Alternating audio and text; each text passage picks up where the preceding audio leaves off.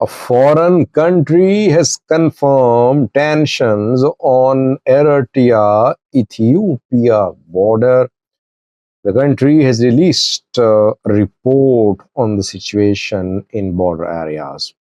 Welcome to my views and news. Thanks for watching the channel. Two news stories. First one is about the situation on Eritrea Ethiopia border. Secondly, a bad news for Fano fighters.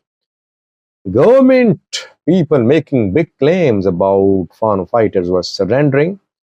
The claims are about show of Fano. I have been updating you about what's happening in Shoa, AFPO versus AFNF there. Uh, Thousands have surrendered in 1 month, according to government sources. Let's start with the first story, which is about tension on Eritrea Ethiopia border. Since the start of this year, we have been seeing military buildup on Eritrea Ethiopia border. In the Afar region, military buildup being confirmed, and along Humera, Hajar front too, uh, along other fronts as well, military buildup is being confirmed. That military buildup by Ethiopian National Defense Force and the Eritrean Defense Force is obviously linked to broader tensions between the two countries. Ethiopia wants sea access. It wants access to a support.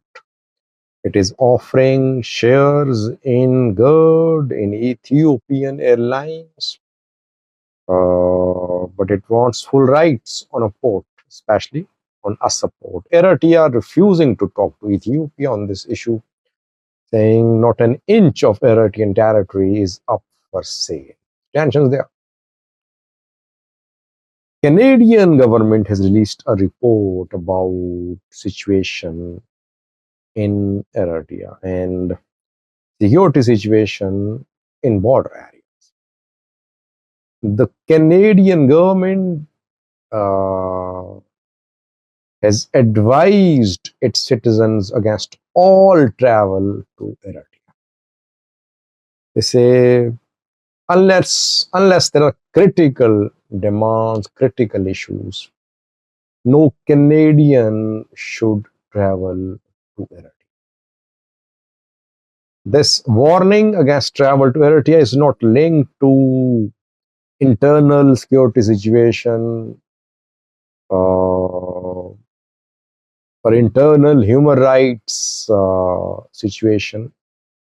It is linked to Eritrea Ethiopia tension. The travel advisory clearly states that tensions are high between Eritrea and Ethiopia. Conflict could erupt. That is why Canadian citizens should not travel to Eritrea.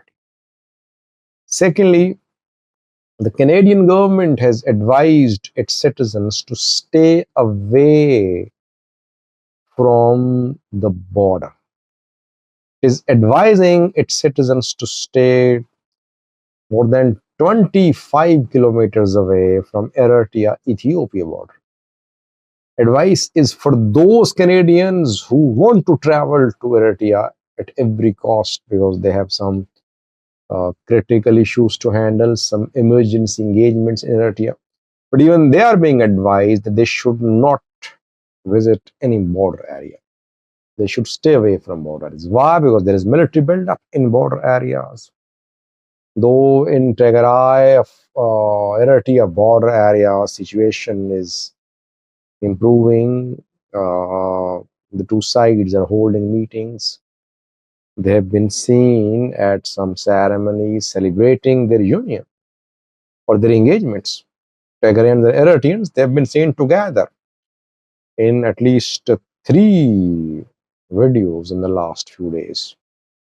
But Canadian government says that situation is tense. That is why The government is advising its citizens to just travel to Eritrea. Well, situation is tense, but we don't know what will happen. Maybe this stalemate will continue for months. Maybe there'll be no war, no peace situation. It will go on. Or maybe war will erupt. No one knows. No one really knows what will. Second, the government is making big claims about Fano fighters who are surrendering. They say truth, the first casualty of war. Whenever there is a war or warlike situation in a country, in an area, warring parties tell lies, they exaggerate their gains, they uh, don't admit their losses. That's part of propaganda. Government has issued a statement about how many fighters have surrendered in one zone of the Amhara region in July alone. Over 3,000 Fano fighters laid down arms and surrendered in North Shoa zone of the Amhara region in July alone. It was claimed by Pidesato Kafetio. Kafetio is Peace and Security Bureau in charge of the Amhara regional government. And he has shared this number. And he claimed that still in Mirhabate, in Mida, in other areas, on daily basis, Fano fighters are surrendering. So what is the situation on the ground? Are Fano fighters really surrendering in North Shore Amhara? Did 3,000 surrender and lay down arms in North Shore Amhara in July? Well, the number could be exaggerated, but yes, Fano fighters did surrender in large numbers in North Shore zone of the Amhara. They did not surrender because they suffered losses at the hands of military. They didn't surrender because they have decided to start peaceful political struggle. No. They surrendered because of intra-Fano divisions and intra-Fano clashes. Just yesterday in a video, I reported in detail the tension between Zamin Akasi group and Colonel Fantahun led and Masrisha led Wollo Fano. They clashed. Several were killed in that clash on South Wollo Gujum border. Same is the case in North Shore zone of the Amhara region, where Amhara Fano People's Organization, led by Skandan Nagan Mekatao, is very strong. Amhara Fano National Force is very weak here. AFPO wants to just crush AFNF here.